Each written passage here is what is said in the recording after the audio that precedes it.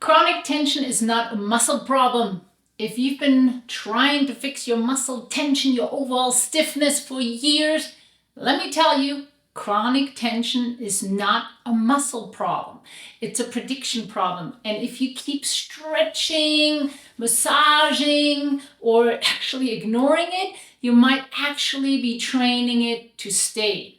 So here's the downside. Chronic tension totally drains your energy, reduces your mobility, limits breathing, and can actually increase fatigue because you're constantly extra working, right? It quietly increases your stress load as well. And over time, it starts shaping your posture, your movement quality, sleep quality, even decision making, and it makes you more prone for injuries. So when your body stays constantly braced, your brain stays cautious. And when the brain stays cautious, yes, it prioritizes protection over performance, and that affects your health. And that affects your longevity as well. And as always, just good news, because when you understand why tension is there, you can change it. You can change the input. And when you change the input, the output changes. And let me say that again. When you change the input, the output changes. And the chronic tension is an output. So mobility improves. Yeah, breathing actually gets better. You can breathe deeper. Your energy stabilizes and performance becomes really sustainable.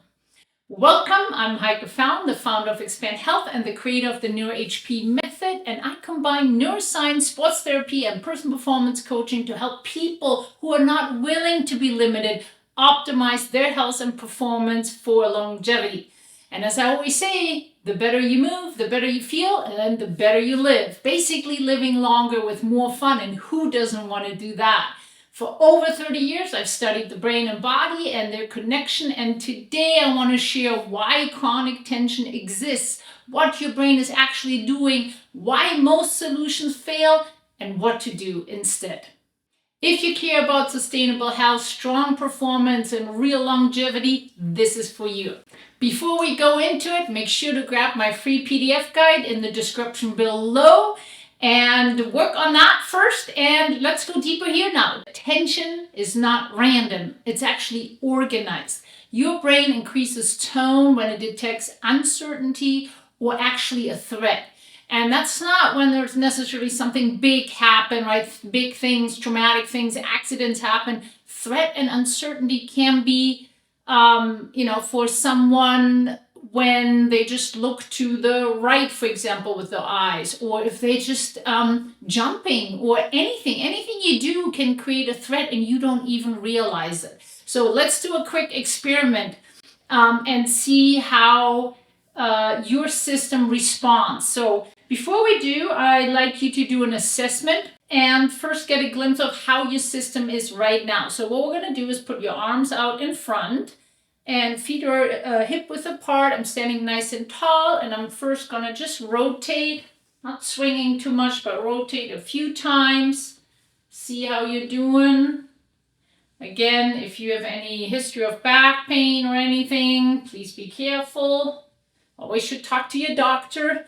Good. So now I'm going to stop however far I can rotate, and I'm going to look over my thumbs and see how far I'm rotating. So target on the wall there. And if I'm going this way, I'm actually here right between 3 and 4 on my map. So that's my current state as far as the brain lets me move, my range of motion, right? How tight I am. So now we're going to do a very simple exercise. We're going to look at the finger right in front at eye level. Gonna smile. Make sure you keep breathing, standing tall. And we're gonna just gently move the finger a little closer and back out. This is called pencil push-up. Normally you want to go all the way to your nose, but we're going to keep it a little shorter right now. Keep the eyes on the tip of your finger. Good. So now we gave the brain a specific input. That was a visual input, and we're going to reassess again. So here we go. Woo! I'm rotating a whole lot better. So I'm rotating right now to actually my 6 here on my map and further on that side as well. That meant my brain felt safe and it let me move more. It gave me more range of motion because it felt safe and the input I gave was a good visual input and it really liked it and it gave it more certainty. Now, if you had less range of motion, that is usually a sign that your brain is predicting that there could be a threat because that particular input may have been not creating more certainty, but actually more uncertainty. And that might be because your eyes aren't tracking very well or whatever is going on. But in the moment right now, that may have shown you less range of motion. That means there was a threat response. So this is what chronic tension really is. If the brain constantly is in a threat mode, that's what chronic tension is all about. Now, let's do another exercise, particularly, if you got a little tighter. Let's see how you do with breathing, right? So we're going to just stand nice and tall and inhale through the nose and do a long exhale through the mouth. And again. And exhale. Inhale. Make the exhale a little longer than your inhale.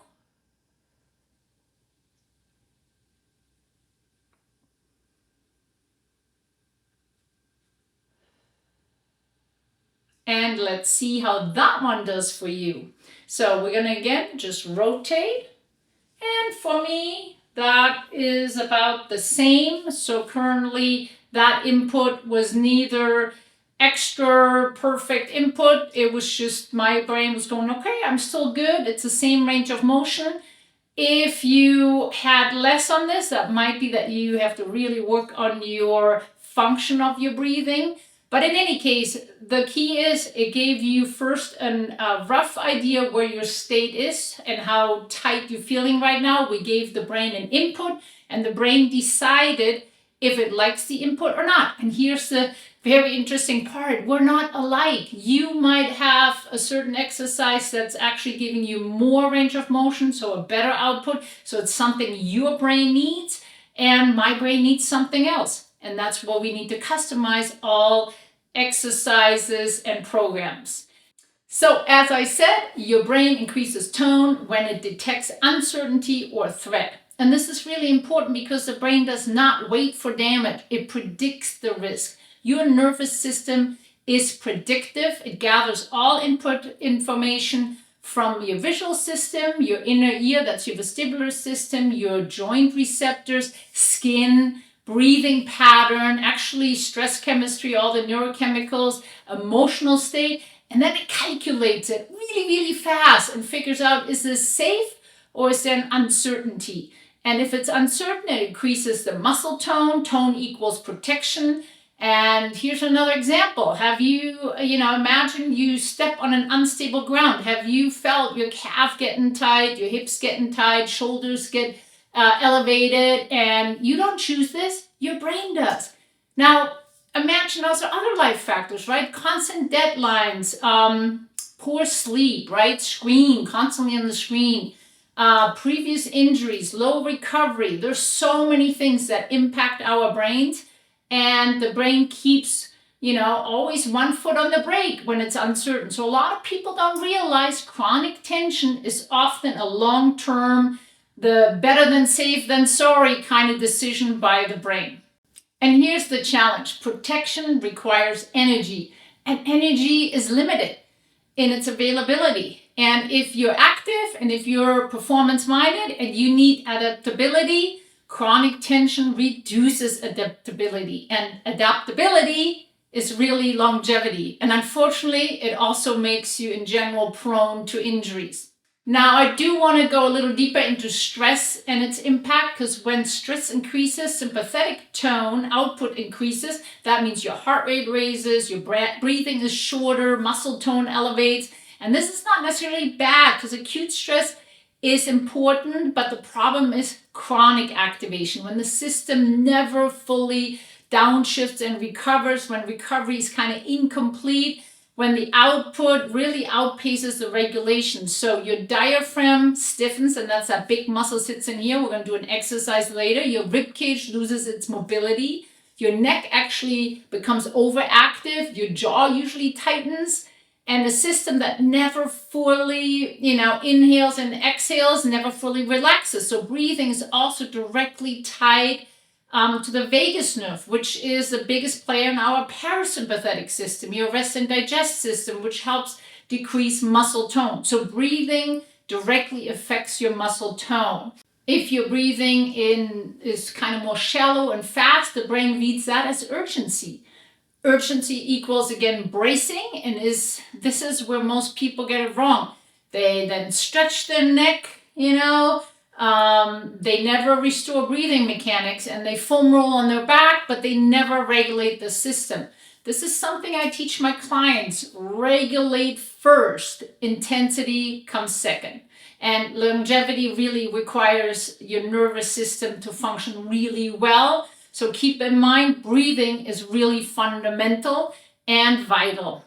Now let's talk a little bit more about that connection between your vision and your neck, because here is where it gets really interesting. Neck tension is often visual. Your visual system uses massive amount of brain resources, and if eye movement is imprecise, the neck has to stabilize more. And if you spend hours on the screen, scrolling or work, right? Small eye muscle fatigue happens and the brain compensates with cervical tone. So it gets tighter here. And you think it's the neck tight, but the driver is really your visual demand. And when you improve visual clarity, neck tone often decreases. And that's the brain-body connection. It's not posture, it's prediction. So let's do a quick exercise for the neck. One of my favorite ones. If you've watched before, you may have done this one before, but I really love this one. So let's check your neck for the range of motion. Okay. See how tight it is. My right feels a little tighter today. Well, this way actually both are tight. So check carefully how your neck feels. Stand nice and tall, feet hip width apart. You can use your finger or you use a pen. I'm going to use a quick pen here because I like to have a more precise tip. We're going to rotate the head about 30 degrees. Hold the tip of the pen or your finger at eye level, horizontal.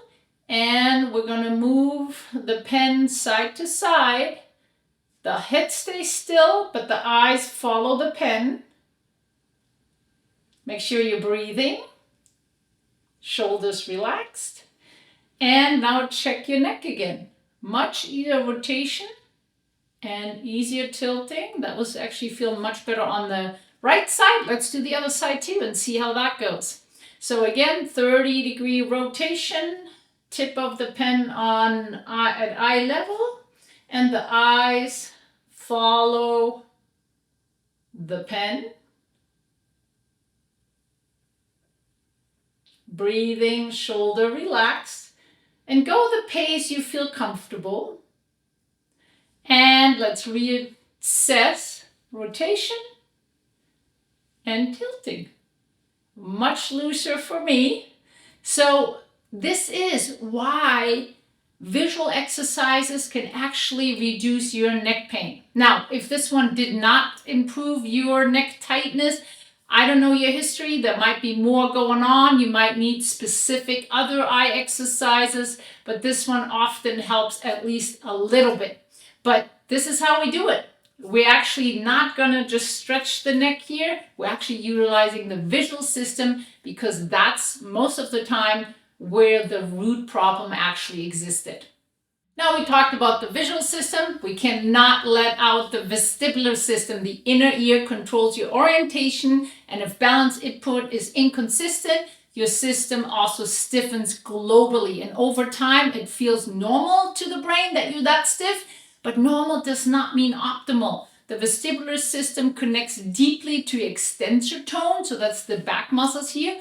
And when orientation feels unclear, the back might be tightening. Your hips might get tighter. Your shoulders elevate. And this is protective. But chronic protection reduces efficiency and fluidity. And efficiency, lack of efficiency, is not good for longevity.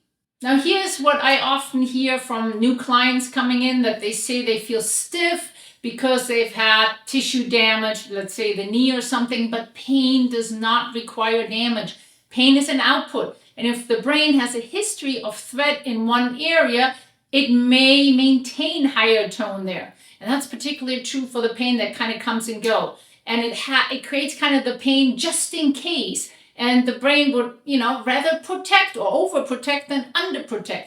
And if the overprotection becomes chronic, performance decreases, you feel tighter, you feel restricted, you feel older than you actually are. But here's the big shift. Update the prediction. Do not chase symptoms. Change the input. So chronic tension is often linked to memory of pain and not tissue damage. So let's do one more breathing exercise, a little bit more deeper. We did earlier just inhalation, long exhalation. Very important to calm the nervous system down. But what is really important is actually utilizing your diaphragm. And your diaphragm is like the dome-shaped muscle that sits under here. And including myself, pretty much every client that comes in is not utilizing their diaphragm efficiently. And what does that mean? We can talk about belly breathing. I like to call it 3D breathing. That means you expanding the lower rib cage out to the side, in the back, and in the front. So it's not just belly breathing. It's really about the ribs on the side here also coming out, okay? So first off, just stand, actually do an assessment first. Let's do an assessment again like this. And see where you're at. I'm still actually holding pretty good here. Actually, I'm between 6 and 7 on that one. Now, hip width apart. I want you to first give yourself a little sensory information. So we're just going to rub the side of the rib cage, the lower ribs, the belly a little bit. And then I want you to stand nice and tall. And we're going to try to inhale into the belly and the lower rib cage. So inhale into the lower rib cage and exhale. Inhale. Try to really expand all around down here and exhale. You may also test this way and exhale. So if you can get your hands around, just a light touch. So you give yourself feedback when you inhale. Try to let your rib cage expand against your hands, and then exhale. Or you put one hand on the belly, one on the back.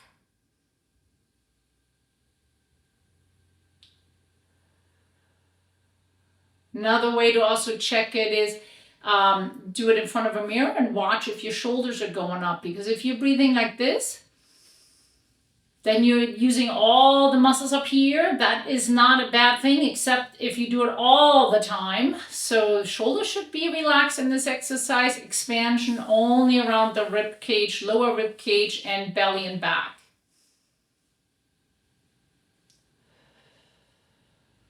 We're going to do 3 more good breaths.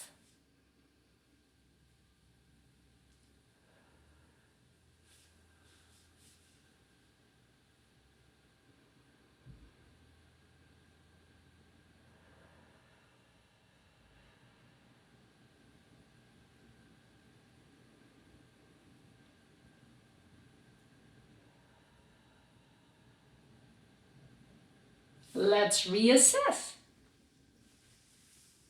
Yeah, that got me a little further as well. So I'm getting to between the 8 and 9 right now. If this was hard for you and you did not get more range of motion on this one, I highly recommend to do this lying down on the floor. Oftentimes, your brain does not have to worry about falling then and all kinds of other things. You can actually fully relax. And particularly if you're chronically tight, do this lying down and give that a shot, and then reassess after that. And you might actually find that this is a really good exercise, but everybody really should be breathing with their diaphragm really well. Now also notice how your jaw may change after this. You might be not as tight in your jaw. Your shoulders might be more relaxed. You might just feel a little lighter as well. So see how you feel also besides, assessing a range of motion. Now let me share one more perspective. Chronic tension is not just physical, it reflects behavior. So when you overschedule, you're not sleeping well, constant output, minimal downregulation. If you want long-term performance, you must respect recovery as a performance strategy. So let me say this clearly. Recovery is not optional. It's not something you do if there's time. Recovery is what allows output to stay sustainable. And if you are a performance-minded adult, this is really important because you are excellent at pushing through. I used to push through all the time, but pushing through without scheduled recovery creates chronic tension. And that is, when chronic tension is there and you never fully downshift, your nervous system never comes down from the sympathetic overrun, and that becomes the baseline. And if the baseline tension feels normal, everything shifts. The brain does not relax because you deserve it. It relaxes when it receives clear safety signals. So you want to make sure recovery is designed, not accidental, it's intentional. If recovery only happens, when you crash and you're exhausted, that's not recovery, that's collapse. Let's face it. Longevity requires proactive recovery. So what do? Well, first, schedule small breaks, 5 minutes between meetings, 2 minutes before workouts, or a couple minutes before bed. Do a breathing exercise, do a visual exercise, do a short walk or something like that. And then always make sure you do regulation before intensity. That means you first make sure your system is not at this hyper stress state, but you actually calm down your nervous system first and then start with whatever workout you want to do. So that really creates better input, and better input creates better output and less compensation. And less compensation at the end means less tension. And the other thing is definitely sleep. Sleep should be 7 to 8 hours, and sleep resets autonomic balance. So if sleep is compromised, muscle tone often increases the next day. And a lot of people don't connect that. Recovery is neurological, not lazy. It's strategic. And you're not just training your muscles, you're managing your state. And when the brain, consistently senses safety, it reduces that protection. So recovery is not just slowing down, it's regulating so you can accelerate. So chronic tension is not something to fight. It's information your brain is giving you about uncertainty, overload, or unclear input. And when you improve regulation, clarity, and recovery, your body no longer needs to brace, no longer has to hold that tension. And that's when your health, performance, longevity truly becomes sustainable. Don't forget to share this video with anyone that you feel like needs this information. And, subscribe to my channel. I release a video every week on neuroscience-based exercises. And I hope you see you in the next one. I'm Heike Fallon. And start investing in yourself today because you deserve it.